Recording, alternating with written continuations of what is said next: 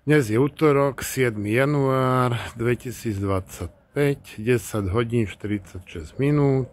Toto je dôkaz pre súd, ako aj pre mesto Bojnice o tom, že je porušované VZN mesta Bojnice v 3 bodoch, plus Ústava Slovenskej republiky. Bez súhlasu vlastníka sú položené odpadové nádoby na spoločnom pozemku, kde som vlastníkom.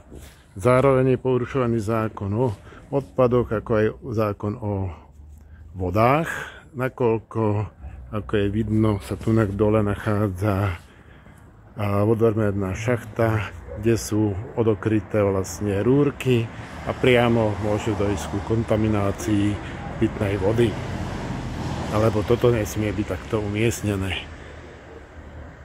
Tak ako nesmie byť odpadové nádoby umiestnené nad vodovodnými šachtami, takisto nad vodovodnými rúrami nesmie byť vedená odpadová kanalizácia, aby náhodou nedošlo ku kontaminácii tých vôd.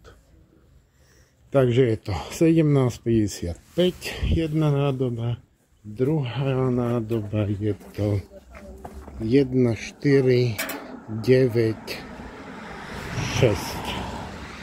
Takže